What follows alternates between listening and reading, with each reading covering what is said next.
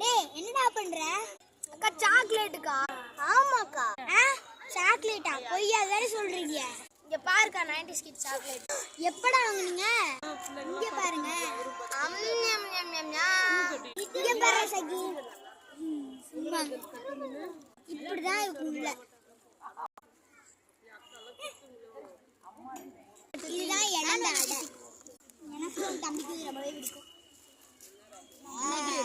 வெடி மிட்டாய் கப்புனுக்கு கொடுத்து பார்ப்போம் எந்த ரியாக்ஷன் பண்றேன்னு பார்ப்போம்.